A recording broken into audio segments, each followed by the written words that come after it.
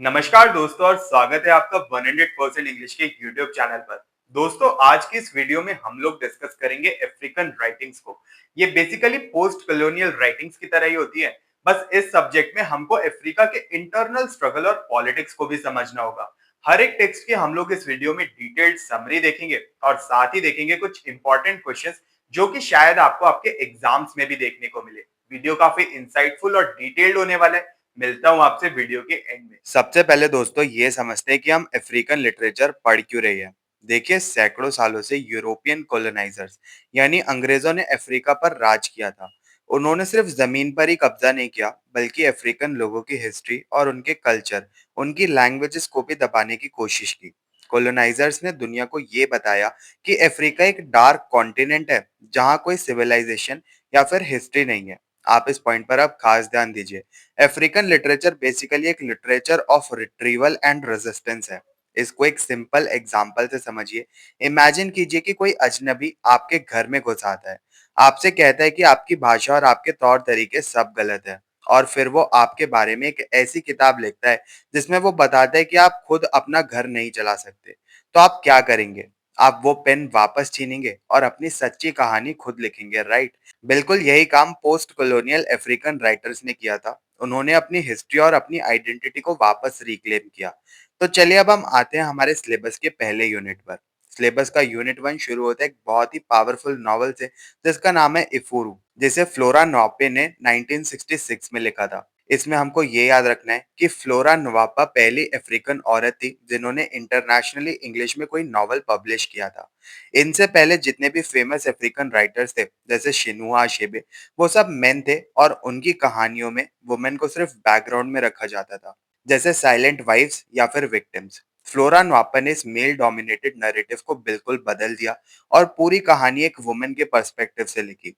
कहानी सेट है नाइजीरिया के उगूटा नाम के एक गांव में जहां इग्बो कम्युनिटी रहती है। कहानी में मेन कैरेक्टर है इफुरू। इफुरू बहुत ही खूबसूरत, समझदार और इंडिपेंडेंट लड़की है। उसके पिता गांव के एक बहुत ही रेस्पेक्टेड आदमी है, पर इफुरू शुरू से ही ट्रेडिशंस यानी परंपराओं को थोड़ा चैलेंज करती आती है। मतलब एक रेबल के टाइप की लड़की है। वो किसी अमीर लड़के का इंतजार करने के बजाय आदिजुआ नाम के एक गरीब किसान से शादी कर लेती है जो उसका ब्राइड प्राइस यानी कि कन्या शुल्क भी नहीं दे पाता। पर इफुरू एक टिपिकल रोते रहने वाली वाइफ नहीं है। वो बहुत ही मेहनती और एक बहुत ही सक्सेसफुल ट्रेडर बन जाती है। वो खुद इतना पैसा कमाती है कि अपना ब्राइड प्राइस खुद चुका देती है। लेकिन इफुरू की लाइफ आसान नहीं है। उसका और आदिजुआ का कोई चाइल्ड नहीं होता। उसकी एक बेटी होती है ओकोनिम, जिसकी बीमारी से डेथ हो जाती है। इस ट्रेजेडी के बाद उसका हस्बैंड आदिजुआ किसी और औरत के चक्कर में पड़ जाता है और उसको छोड़कर चला जाता है। अब यहाँ इफुरू का स्ट्रॉन्ग कैरेक्टर दिखता है। वो चुपचाप बैठकर रोते हुए अपने पति का वेट नहीं करती, बल्कि कॉन्फिडेंटली अपने पिता के घर वापस आ जाती है। कुछ टाइम बाद इफुरू दूसरी शादी करती है गिलबर्ट के साथ। गिलबर्ट पढ़ा लिखा है और सोसाइटी में नए मॉडर्न चेंजेस का सिंबल है। शुरू में सब ठीक रहता है लेकिन उनका कोई बच्चा नहीं होता। इग्बो कल्चर में औरत की वैल्यू इस बात से तय होती है कि वो कितने बच्चे पैदा कर सकती है। इफुरू समझती थी कि उसकी सोसाइटी क्या चाहती है, तो वो खुद गिलबर्ट को दूसरे वुमेन से शादी करने की परमिशन दे देती है ताकि उसके बच्चे हो सके। पर गिलबर्ट अंदर से इनसिक्योर होता है। एक दिन उमुरिमा नाम की एक औरत इफुरू पर एडल्टरी यानी कि धोखा देने का, सेक्सुअली धोखा देने का झूठा इल्जाम लगाती है और गिलबर्ट भी उस पर शक करने लगता है। तब एंट्री होती है इफुरू की मेंटोर और फ्रेंड आजानुपो की। आजानुपो इफुरू को प्रोटेक्ट करने के लिए आगे आती है और झगड़े में गिलबर्ट को एक ओखली यानी कि एक पिस्टल से मार देती है ताकि वो इफुरू की इज्जत बचा सके। इफुरू को समझ आ जाता है कि इन टॉक्सिक मैरिजेस में कोई खुशी नहीं है। वो अपने हस्बैंड को छोड़ देती है और अपनी पूरी जिंदगी ऊहामारी नाम की एक वुमेन ऑफ द लेक यानी कि एक टाइप की गॉडेस है, एक टाइप की आइडल है, उनकी भक्ति में लगा देती है। ऊहामारी एक ऐसी देवी है जो अपने भक्तों को पैसा, खूबसूरती और पावर तो देती है, पर उसके खुद के कोई बच्चे नहीं है। अब आते हैं हम उस पार्ट पे जहां से क्वेश्चंस बनेंगे।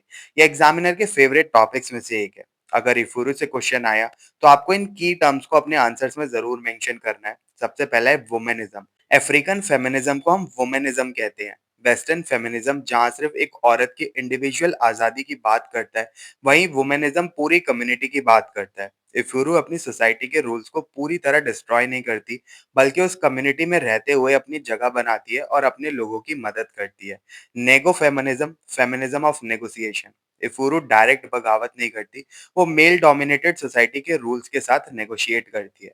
जैसे जब उसका हस्बैंड ब्राइड प्राइस नहीं दे पाता, तो वो सिस्टम को तोड़ती नहीं है, बल्कि सिस्टम के अंदर रहकर वो पैसे खुद कमाकर अपना ब्राइड प्राइस देती है। इससे परंपरा भी बच गई और उसकी सेल्फ रिस्पेक्ट भी। मदरहुड एंड आइडेंटिटी, यहाँ से क्वेश्चन ऐसे बन सकता है कि फ्लोरा नोआपा ने उहामारी की देवी के थ्रू मदरहुड को कैसे क्वेश्चन किया है।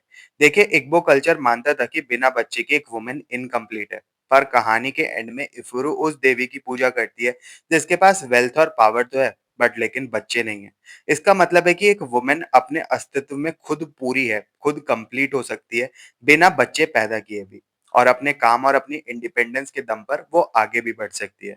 तो दोस्तों, ये था हमारा सिलेबस का यूनिट 1। एकदम डिटेल्ड और एग्जाम ओरिएंटेड एनालिसिस हमने इसका देखा। आई होप स्टोरी का एक एक कैरेक्टर और थीम अब आपके दिमाग में फिट हो गया होगा। अब हम आते हैं हमारे यूनिट 2 की तरफ। ये यूनिट बहुत ही माइंड ब्लोइंग और थोड़ा सा कॉम्प्लेक्स है, पर इसको हम एकदम सिंपल तरीके से ब्रेक डाउन करेंगे।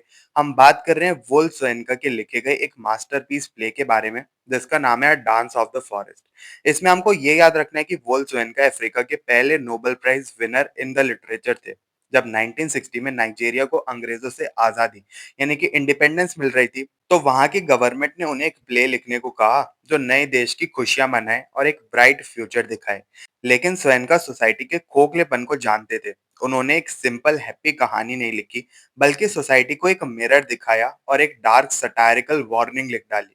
उन्होंने बेसिकली ये बताया कि सिर्फ अंग्रेजों के जाने से देश अचानक से परफेक्ट नहीं हो जाएगा, अगर हमारे अपने नेता, अपने लीडर्स करप्ट हो तो। स्टोरी एक बहुत बड़े आजादी के जश्न, एक सेलिब्रेशन से शुरू होती है, जिसे गैदरिंग ऑफ द ट्राइब्स कहते हैं। मॉडर्न टाइम के पॉलिटिकल लीडर्स चाहते हैं कि फॉरेस्ट के सबसे बड़े देवता, द फॉरेस्ट हेड, पास्ट के कुछ महान एंसेस्टर्स, कुछ पूर्वजों को इस पार्टी में भेजें, ताकि उनकी हिस्ट्री की महानता का शो ऑफ हो सके।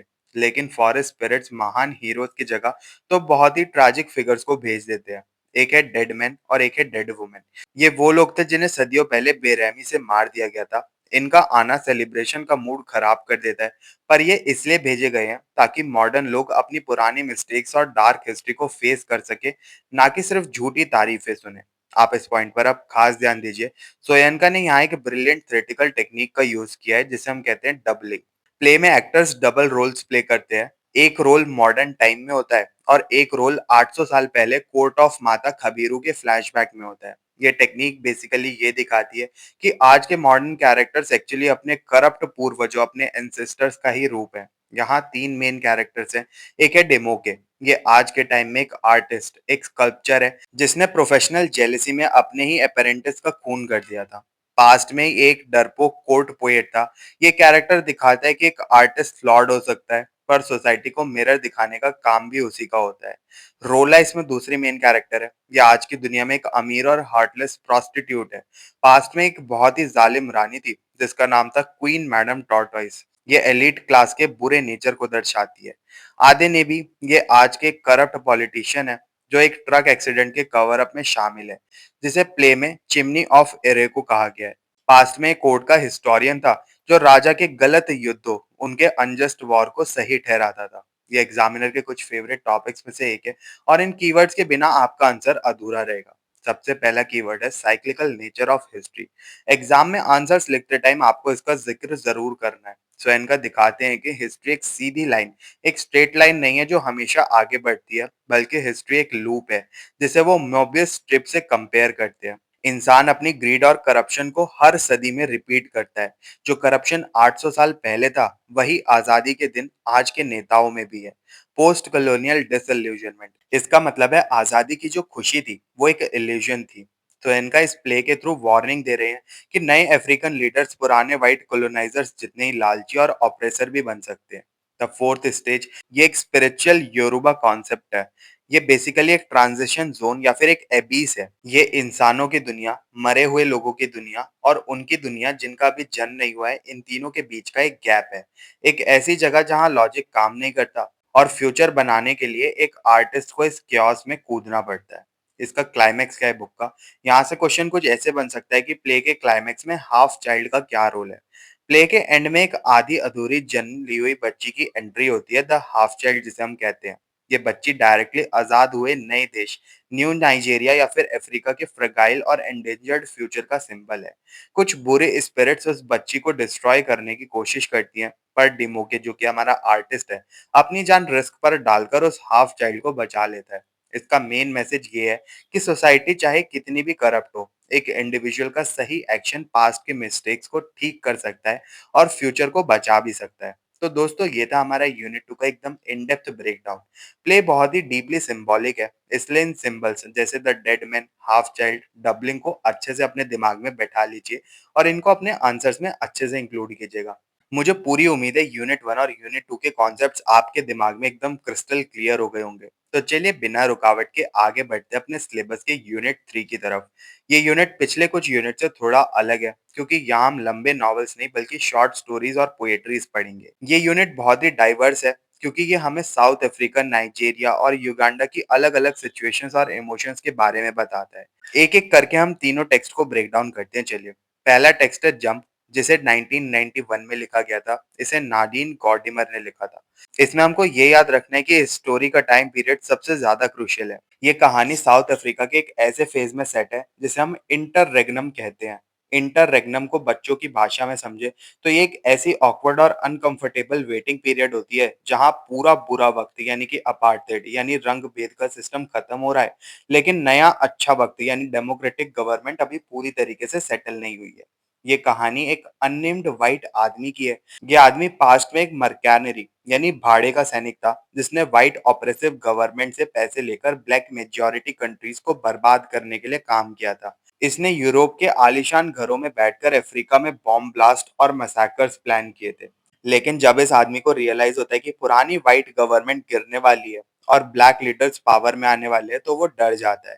अपनी जान और ऐशो आराम बचाने के लिए वो ब्लैक लिबरेशन गवर्नमेंट के पास जाता है और अपने सारे पुराने दोस्तों के सीक्रेट्स उन्हें बता देता है, ताकि उसे माफी, एक घर और एक गाड़ी मिल सके। स्टोरी के प्रेजेंट मोमेंट में नए गवर्नमेंट ने इसका सारा फायदा उठा लिया और इसे एक होटल लिबोवो के एक कमरे में अकेला सड़ने के लिए छोड़ दिया। वहां ये अकेला बैठकर अपने ही कन्फेशन के टेप रिकॉर्डर्स को बार बार सुनता रहता है। आप इस पॉइंट पर अब खास ध्यान दीजिए। इस स्टोरी का टाइटल जंप के 3 अलग-अलग हिडन मीनिंग्स हैं, जो आपको एग्जाम्स में ज़रूर एक्सप्लेन करने हैं। सबसे पहला लिटरल जंप यानी कि फिजिकल जंप। बचपन में ये आदमी पैराशूट क्लब में था। आसमान से जंप करना उसके व्हाइट कॉलोनियल डोमिनेंस और नेचर पर कंट्रोल को दिखाता है। Political jump. जब वक्त बदला तो इसने ऑपरेसर्स की साइड को छोड़कर लिबरेटर्स की साइड पर जंप किया। ये इसने किसी पछतावे यानी गिल्ट की वजह से नहीं, बल्कि सिर्फ सरवाइव करने के डरपोक इरादे से किया था। Existential jump. कहानी के एंड में ये आदमी होटल की खिड़की से नीचे कूदकर सब खत्म करना चाहता है, पर वो अंदर से इतना खोखला और कावर्ड है कि वो आखिरी बार भी कूद नहीं पाता और अपने इसी गिल्ट की सजा भुगतने के लिए जिंदा रह जाता है। गॉर्डिमर ने यहाँ एक राइटिंग स्टाइल यूज किया है जिसे फ्री इनडायरेक्ट डिस्कोर्स कहते हैं, जिससे हम इस वॉर क्रिमिनल के दिमाग के अंदर घुसकर उसके एक्सक्यूज और झूठ को अच्छे से महसूस कर पाते हैं। चलिए अब शिफ्ट करते हैं नाइजीरिया की तरफ, हमारी अगली पोयम पर। गैब्रियल ओकारा की poem once upon a time. Gabriel Okara negritude movement के एक बहुत ही इंपॉर्टेंट पोएट थे। नर्गिट्यूड मूवमेंट एक ऐसी आइडियोलॉजी थी जो अफ्रीकन लोगों की आइडेंटिटी, उनके इमोशंस और उनके कम्युनिटी कल्चर को सेलिब्रेट करती थी और बताती थी कि वेस्टर्न यानी अंग्रेजों का कैपिटलिज्म कितना कोल्ड, हार्टलेस और मटीरियलिस्टिक है।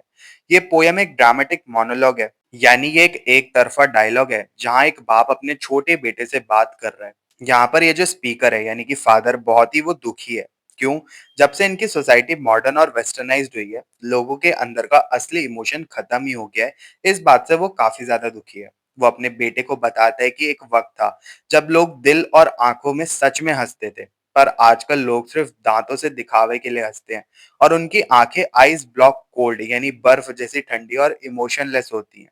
पहले हाथ मिलाना प्यार की निशानी होती थी, पर अब लोग हाथ इसलिए मिलाते हैं ताकि वो सर्च माय एम्प्टी पॉकेट्स यानी लोगों की खाली जेबें टटोल सकें और देख सके कि मुझसे उन्हें क्या फायदा हो सकता है।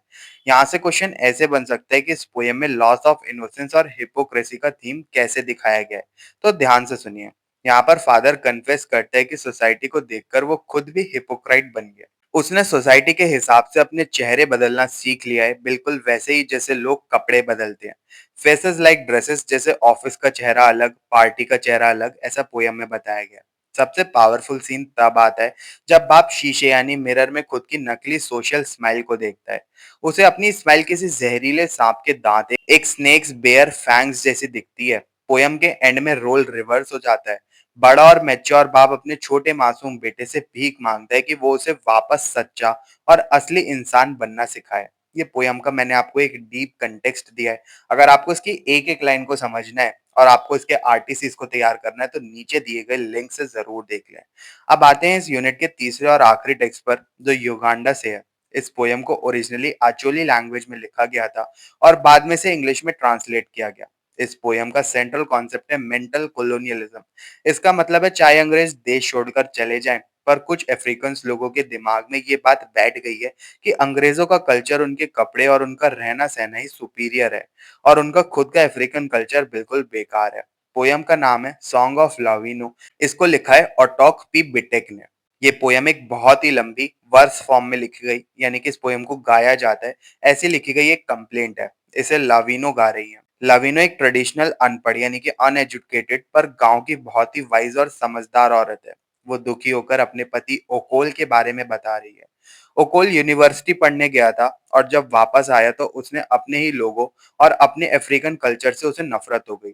ओकोल वेस्टर्न वेज को ब्लाइंडली कॉपी करता है। उसने लाविनो को छोड़कर एक मॉडर्न औरत स्लेमेंटीन को अपनी मिस्ट्रेस बना लिया। लाविनो बताती है कि कैसे स्लेमेंटीन आर्टिफिशियली तरीके से गोरे दिखने के लिए टॉक्सिक मेकअप लपेटती है और वेस्टर्न पतलेपन यानी कि थिननेस की नकल करने के लिए खुद को भूखा मार देती है, मतलब कि डाइट करती है यार।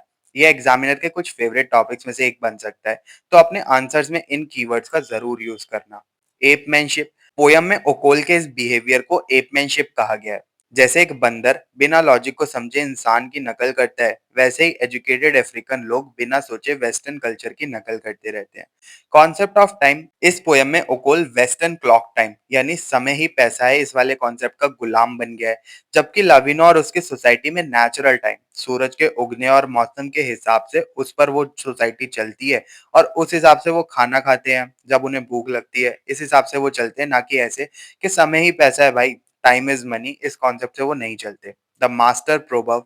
एग्जाम में सबसे ज्यादा मार्क्स लाने के लिए आपको लवीनो के कहावत यानी कि प्रोवर्ब कोट करने होंगे, जैसे कि the pumpkin in the old homestead must not be uprooted. इस डीप मेटाफर का मतलब ये है कि नई दुनिया की नई चीजें सीखना बुरा नहीं है, पर मॉडर्न बनने के चक्कर में अपने आंगन के पुराने कद्दू, अपने आंगन के पुराने पंपकिन को मत उखाड़िए। यानी अपने रूट्स, अपनी हिस्ट्री, अपनी आइडेंटिटी को कभी मत डिस्ट्रॉय कीजिए। कल्चर के बिना प्रोग्रेस सिर्फ एक दूसरे तरीके की गुलामी जैसा है। तो दोस्तों, इसके साथ हमारा यूनिट 3 का डिटेल्ड ब्रेकडाउन यहीं पर कंप्लीट होता है। हमने आइडेंटिटी, हिपोक्रेसी और पोस्ट कॉलोनियल कॉन्फ्लिक्ट्स को बहुत ही डीपली समझा इस यूनिट में। अब हम चलते हैं हमारे सबसे पावरफुल और सबसे इंस्पायरिंग पड़ाव पर, यूनिट 4 पर। अब तक हमने फिक्शन और पोएट्री पढ़ी, लेकिन ये यूनिट एकदम रियल है। यहाँ हम पढ़ेंगे साउथ अफ्रीका के रियल हीरो और architect of liberation Nelson Mandela की राइटिंग्स को। तो चलिए इस फाइनल यूनिट को एकदम बेसिक से ब्रेक डाउन करते हैं। नेल्सन मंडेला की ऑटोबायोग्राफी के कुछ पार्ट्स हमारे इस यूनिट में सबसे पहले हैं, जिसका नाम है लॉन्ग वॉक टू फ्रीडम और प्रिजन लेटर्स। इसमें हमको ये याद रखना है कि उन्होंने ये किताब किसी आलीशान महल या फिर आंगन में बैठकर नहीं लिखी थी, बल्कि इसे रॉबिन आइलैंड्स की जेल में सीक्रेटली लिखा गया था और उनके दोस्तों ने अपनी जान पर खेलकर इसके पेजेस को जेल से बाहर स्मगल किया। ये किताब सिर्फ एक आदमी की कहानी नहीं, बल्कि पूरे देश की आजादी का एक डॉक्यूमेंट है। हमारे सिलेबस में इस किताब के दो स्पेसिफिक पार्ट हैं, पार्ट 4 और part 7। Part 4 is the struggle is my life. ये पार्ट उस वक्त की बात करता है जब साउथ अफ्रीका में व्हाइट माइनॉरिटी ने अपार्थेड नाम के एक बहुत ही जालिम कानून को लागू किया था। अपार्थेड का सिंपल मतलब है रंग भेद यानी रेसिज्म। इस सिस्टम में काले लोगों को बिल्कुल जानवरों की तरह ट्रीट किया जाता था। उन्हें वोट देने का हक नहीं था और उनकी जमीन छीन ली गई थी। इस पार्ट में मंडेला बताते हैं कि शुरू में उनकी पार्टी अफ्रीकन नेशनल कांग्रेस ने महात्मा गांधी के रास्ते पर चलते हुए non violent civil disobedience movement का रास्ता अपनाया था। इस मूवमेंट को डिफायंस कैंपेन कहा गया, जिसमें लोग शांति से अनजस्ट कानून तोड़ते थे ताकि जेलें पूरी तरीके से भर जाए। आप इस पॉइंट पर खास ध्यान दीजिए, जब मंडेला को लगा कि सरकार उनकी पार्टी को बैन कर सकती है, तो उन्होंने एम प्लान यानी कि मंडेला प्लान बनाया। ये एक सीक्रेट प्लान था जिसमें उन्होंने अपनी बड़ी ऑर्गेनाइजेशंस को छोटे छोटे अंडरग्राउंड स्ट्रीट सेल्स में तोड़ दिया ताकि अगर बड़े नेता पकड़े भी जाएं, तो भी आजादी की लड़ाई सड़कों पर चलती रहे। इसी वक्त एक बहुत ही इंपॉर्टेंट डॉक्यूमेंट लिखा गया, जिसे द फ्रीडम चार्टर कहते हैं, जिसमें साफ लिखा था कि साउथ अफ्रीका उन सबका है जो वहां रहते हैं, चाहे वो काले हों, चाहे वो गोरे हों। अब आते हैं हमारे पार्ट 7 पर, जिसका नाम है रिवोनिया। यहाँ आकर कहानी में एक बहुत बड़ा टर्निंग पॉइंट आता है। एग्जाम में ये सेक्शन बहुत ही क्रूशियल है। सरकार शांतिपूर्वक विरोध का जवाब गोलियों से देने लगती है। इसका सबसे बड़ा एग्जाम्पल था शार्पविले मैसेकर, जहां पुलिस ने शांति से प्रोटेस्ट कर रहे निहत्थे अनआर्म्ड काले लोगों पर गोलियां चला दी और बहुत से लोग मारे गए। इस हादसे के बाद मंडेला को कड़वा सच समझ आ गया कि नॉन वायलेंस का रास्ता तभी काम करता है जब आपके दुश्मन के पास दिल और जमीर हो। एक ऐसी सरकार जो सिर्फ कानून की भाषा समझती है, उसके सामने शांति से प्रोटेस्ट करना बेवकूफी है। इसलिए मंडेला ने अपनी एक आर्म्ड मिलिट्री विंग बनाई, जिसका नाम था उमकॉन्टो विस्वेस, जिसका मतलब होता है स्पीयर ऑफ द नेशन, यानी देश का भाला। इनका टारगेट इंसानों को मारना नहीं था, बल्कि सरकार की बिल्डिंग्स और इंफ्रास्ट्रक्चर को तबाह करना था। कुछ वक्त अंडरग्राउंड रहने के बाद, जहां उन्हें ब्लैक पिंपरल कहा जाता है, मंडेला पकड़े गए। उनका ट्रायल हुआ, जिसे रिवोनिया ट्रायल कहते हैं। अपनी जान की भीख मांगने के बजाय मंडेला ने कोर्ट रूम को एक पॉलिटिकल स्टेज बना दिया और दुनिया को बताया कि वो एक आजाद डेमोक्रेटिक सोसाइटी के लिए अपनी जान देने को भी तैयार है। इन्हीं भाषणों, इन्हीं स्पीचेस की वजह से उन्हें फांसी नहीं हुई, पर उम्र कैद की सजा मिल गई। अब चलते हैं हम द प्रेजेंट लेटर्स की तरफ। सिलेबस में लॉन्ग वॉक टू फ्रीडम के अलावा मंडेला की वो चिट्ठियां, वो लेटर्स भी हैं जो उन्होंने जेल से अपनी बेटियों जेनानी और जिंदगी को लिखे थे। ये एग्जामिनर के फेवरेट टॉपिक्स में से एक है, जिसे कहते हैं the twin obligation. Mandela in letters में लिखते हैं कि हर इंसान के जिंदगी में दो ऑब्लिगेशंस होते हैं। पहला अपनी फैमिली, बीवी और बच्चों के प्रति, और दूसरा अपने देश और अपने लोगों के प्रति। एक आजाद देश में इंसान दोनों फर्ज निभा सकता है, पर साउथ अफ्रीका में अगर एक काले आदमी, एक ब्लैक आदमी ने अपने देश के लिए आवाज उठाई, तो उसे उसकी फैमिली से दूर जेल में डाल दिया जाता है।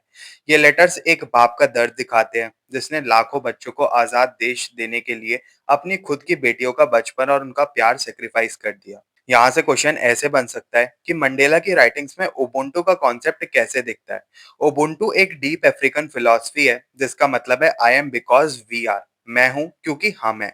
सॉलिटरी कन्फाइनमेंट यानी काल कोठरी में अकेले रहने के बाद भी मंडेला कभी मैं की बात नहीं करते, वो हमेशा हम यानी वी की बात करते हैं, क्योंकि उनकी ताकत उनकी कम्युनिटी से आती है। तो दोस्तों, इसके साथ हमारा डीएससी 20 अफ्रीकन लिटरेचर का सिलेबस पूरी तरीके से कंप्लीट हो जाता है। हमने यूनिट 1 इफुरू से शुरू किया, औरतों की आजादी को देखकर। Unit 2 a dance of forest में पॉलिटिक्स की सच्चाई देखी। Unit 3 jump once upon a time और सॉन्ग ऑफ लविनो में दिमागी गुलामी और दोगलेपन यानी हिपोक्रेसी को समझा। और फाइनली यूनिट 4 मंडेला में आजादी की असली कीमत को देखा। एग्जाम में टॉप करने का एक ही सीक्रेट है, कनेक्ट द डॉट्स यानी तर्कों को जोड़ें। अगर एग्जाम में कोलोनियलिज्म का दिमाग पर असर यानी मेंटल कोलोनियलिज्म पूछा जाए, तो सिर्फ सॉन्ग ऑफ लाविनो का ओकोल याद मत कीजिए, उसके साथ रिलेट कीजिए वंस अपॉन अ टाइम का बाप, जो अपने ही असली इमोशंस भूल चुका है, और रिलेट कीजिए जंप के उस वाइट आदमी को जो खुद अपने बनाए जेल में फंस गया है। जब अलग अलग यूनिट्स के कैरेक्टर्स एक साथ कंपेयर करके आप आंसर्स में लिखेंगे, तो एग्जामिनर को समझ आ जाएगा कि आपका कॉन्सेप्ट और फाउंडेशन भाई बिल्कुल स्ट्रांग है। आपका पूरा रिवीजन यहाँ पर खत्म होता है। अब बस शांति से एग्जाम हॉल में बैठिए और अपने आंसर्स में थीम्स और हेवी वर्ड्स जैसे वुमेनिज्म, इंटररेग्नम, एपमैनशिप, उबुंटू, फोर्थ स्टेज का यूज कीजिए और उन्हें अंडरलाइन कीजिए। दोस्तों, ये था अफ्रीकन राइटिंग्स का पूरा कंप्लीट पोस्टमार्टम। उम्मीद है आपके पास होंगे अब ढेर सारे पॉइंट्स अपने एग्जाम्स में लिख के आने के लिए, और एग्जाम्स में बैठने से पहले आपका हो गया होगा एक कंप्लीट रिवीजन। अगर आपको ये वीडियो पसंद आई हो तो इसको लाइक और शेयर जरूर करें, और 100% इंग्लिश चैनल को सब्सक्राइब कर लें और ऐसे इंसाइटफुल वीडियोस के लिए। मिलते हैं फिर अपने नेक्स्ट वीडियो में। तब तक के लिए happy studying and best of luck for your upcoming examinations.